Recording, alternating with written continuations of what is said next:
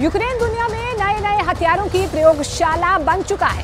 Putin ने Ukraine की सबसे बड़ी लड़ाई से पहले अपने एक अचूक अशस्त्र यूक्रेन की जमीन पर लॉन्च कर दिया। हथियारों के हजारों सालों के इतिहास में ये पहली बार हो रहा है जब बारूदी सुरंग जमीन से नहीं आसमान से धमाका कर रही है। पुतिन के इस अचूक अस्त्र से यूक्रेन में कोहराम मचा हुआ है। दूसरी तरफ प्रिगोजिन की मौत का राज अभी भी बरकरार है। अब तो ब्रिटेन ने भी खुलकर आरोप लगाने की शुरुआत कर दी है, जिसके बाद मॉस्को में काफी हलचल अब देखी जा रही है।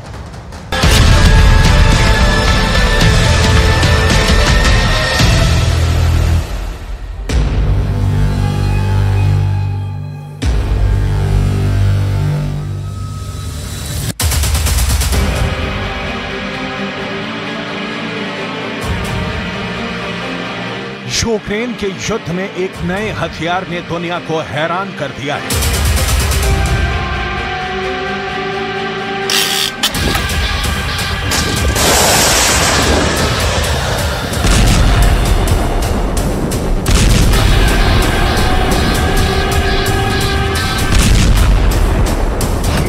इस हथियार का नाम है जंपिंग माइन्स, यानी वो बारूदी सुरंग जो कूद कर हमला करती है।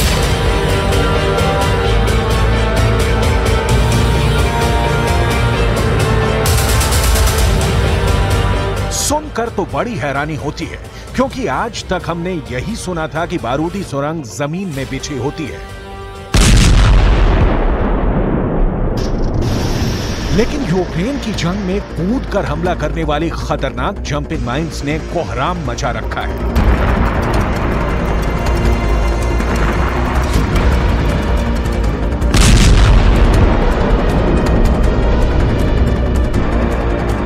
आखिर क्या है ये जंपिंग माइन और कैसे रूस ने जंपिंग माइन का खतरनाक इस्तेमाल किया है, ये आपको आगे बताने वाले हैं। इसके साथ ही बात करेंगे प्रिगोजिन की मौत के रहस्य की। पुतिन जल्द से जल्द प्रिगोजिन की मौत के चैप्टर को क्लोज करना चाहते हैं, लेकिन इस पर ब्रिटेन के प्रधानमंत्री सुनक ने भी बयान दे दिया है।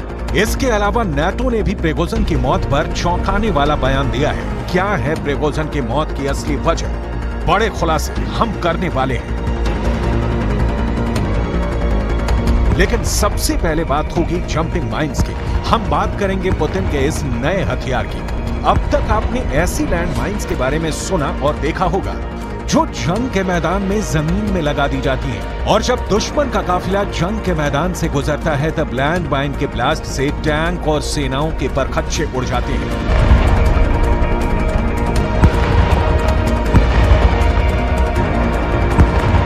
लेकिन अब पहली बार रूस ने यूक्रेन के मैदान में एक ऐसी लैंडमाइन का इस्तेमाल किया है जो लगाई तो जमीन में ही जाती है, लेकिन इसका वार जमीन से 100 फीट ऊपर होता है।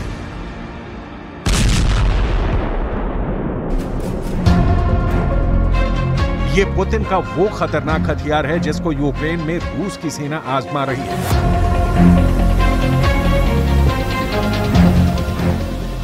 तकनीकी भाषा में इस लैंडमाइन का पूरा नाम है PTKM-1R, top attack anti tank mine, जिसे आमतौर पर कहा जाता है रूफ टॉप लैंडमाइन। ये लैंडमाइन कैसे काम करती है आप वीडियो को देखकर भी समझ सकते हैं। दरअसल इस रूफ टॉप लैंडमाइन को जमीन में छुपा कर रखा जाता है। इसमें आगे की तरफ एक छोटी मिसाइल होती है।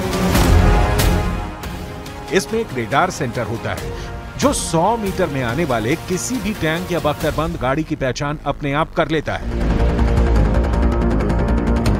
बख्तरबंद गाड़ी या फिर टैंक की पहचान करते ही ये अपने से 50 से 70 मीटर की दूरी पर आते ही खुद ही लॉन्च हो जाता है, और इससे निकलने वाली मिसाइल पहले आसमान में ऊपर की तरफ जाती है, फिर पूरी ताकत से टैंक की छत पर आकर गिरती है, जिससे टैंक के चीथड़े उड़ जाते हैं।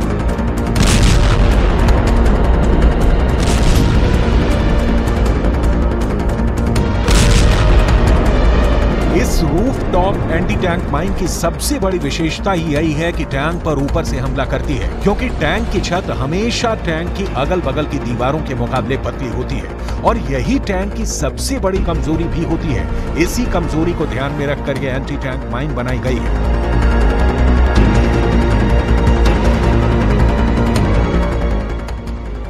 जैसे ही कोई टैंक इस रूफटॉप लैंडमाइन की 50 से 70 मीटर की दूरी पर होता है, ये ऊपर से खुल जाती है और इसके अंदर मौजूद मिसाइल आसमान में 100 फीट तक पहुंचती है और इसके बाद नीचे जमीन पर मौजूद टैंक पर आसमान से टूट पड़ती है और इसकी स्पीड इतनी ज्यादा होती है कि ये ट्रक के फौलादी स्टील के अंदर भी 7 सेंटीमीटर तक छेद कर सकती है। इसके वार से किसी भी टैंक का बचना बहुत मुश्किल होता है।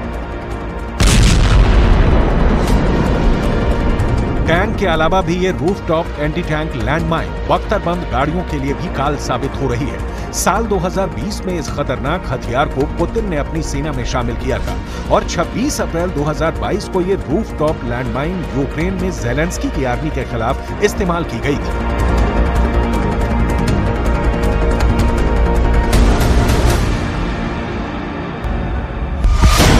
ये रूफटॉप लैंडमाइन इसलिए बहुत घातक हथियार है क्योंकि इसे रास्ते से हटाना एक मुश्किल काम होता है। आमतौर पर जमीन में ब्लास्ट करने वाली लैंडमाइंस को हटाने के लिए दुनिया में तमाम तरह के विकल्प मौजूद हैं, लेकिन इस रूफटॉप लैंडमाइन को रास्ते से हटाने में खतरे बहुत ज्यादा होते हैं। यानी ये लैंडमाइन फेल नहीं होती बल्कि 100% का रिजल्ट देने की काबिलियत रखती है।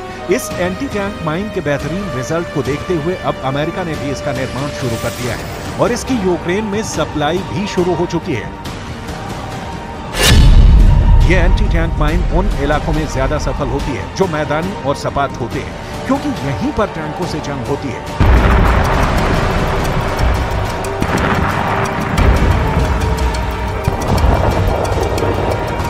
नाटो के लेपर्ड जैसे खतरनाक टैंकों से निपटने में इस तरह की लैंडमाइन काफी कारगर मानी जाती रही है। पुतिन यूक्रेन को एक के बाद एक नए हथियारों का टेस्टिंग ग्राउंड बना रहे हैं, लेकिन नाटो के एक पूर्व राजदूत की तरफ से एक कड़ा बयान दिया गया है।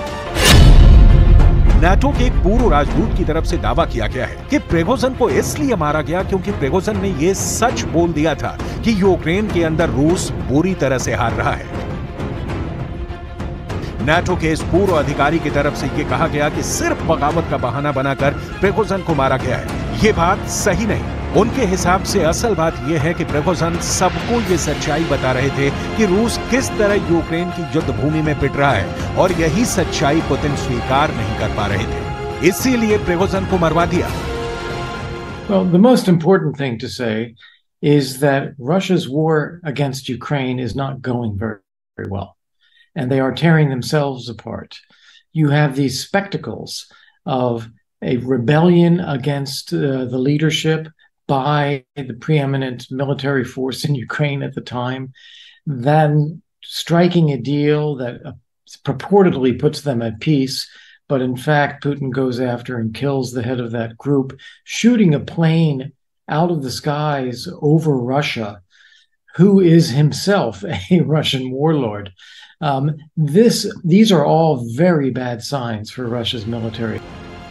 दूसरी तरफ ब्रिटेन के प्रधानमंत्री ऋषि सुनक की तरफ से भी एक बड़ा बयान आया। अब तक कई एक्सपर्ट्स ये दावे कर रहे थे कि प्रिगोजिन उस प्लेन में सवार ही नहीं हुआ था जो प्लेन क्रैश हुआ था, लेकिन ब्रिटेन की खुफिया एजेंसियां ये मान रही हैं कि जो प्लेन क्रैश हुआ उसमें प्रिगोजिन भी था और ये बात खुद ब्रिटेन के प्रधानमंत्री ने सामने आकर कही है, जो एक बड़ी बात है। Our intelligence suggests that Prigozhin was most likely on the plane. We're obviously monitoring the situation very closely, working with our allies to establish what happened. But the most important thing here is for Putin to end his illegal invasion of Ukraine, which is causing untold suffering to people. And we will continue to stand with Ukraine, support them so that they can resist that aggression from Russia. दूसरी तरफ रूस के अंदर Prigozhin को लेकर जांच और गहरी हो रही है। रूस की सिक्योरिटी एजेंसी को इस जांच का जिम्मा सौंपा गया है और अब एजेंसी ने बताया है कि विमान में सवार 10 लोगों के शवों को निकाल लिया गया है और अब उनकी जांच करके पता लगाया जाएगा कि प्लेन के अंदर कौन-कौन थे। यानी रूस की सुरक्षा एजेंसी इस बात का पूरा प्रमाण भी इकट्ठा कर रही है कि प्लेन में प्रिगोजिन थे या फिर नहीं। Следственный комитет России продолжает расследование уголовного дела по факту авиационного происшествия в Тверской области. В ходе первоначальных следственных действий на месте падения самолета обнаружены тела 10 погибших. Для установления их личностей проводятся молекулярно-генетические экспертизы. Следствием изъяты бортовые самописцы. Продолжается детальный осмотр места происшествия. В настоящее время также изымаются предметы и документация, имеющие значение для установления установления всех обстоятельств авиакатастрофы будут назначены необходимые судебные экспертизы. Следствием будут тщательно проверены все возможные версии произошедшего. नाटो के पूर्व राजदूत की तरफ से भी यही बात कही गई है कि रूस की कही गई हर बात पर भरोसा करना ठीक नहीं है। पहले ये जानकारी सामने आनी जरूरी है कि प्लेन में मौजूद रहे 10 लोगों की पहचान क्या थी और विमान का ब्लैक बॉक्स भी सामने आना जरूरी है। We cannot trust anything that the Russians release as fact. They will put out whatever they want to put out, regardless of whatever it is that they find on the ground, who the bodies are, what the black box. लेकिन यहाँ सबसे अहम बात यही है कि जो विमान क्रैश हुआ वो भी प्रिगोजिन का ही विमान था और सवाल यही है कि आखिर प्रिगोजिन के विमान में जहां सारे लोग प्रिगोजिन के ही खास थे वहां आखिर कैसे प्लेन क्रैश हो गया? आखिर क्या लापरवाही हुई? क्या ये मानवीय भूल थी या फिर प्लेन से छेड़छाड़ की गई थी? सवाल ये भी है कि क्या कोई ऐसा भी था जो प्रिगोजिन की टीम के अंदर था लेकिन उसने प्रिगोजिन से ही गद्दारी कर दी?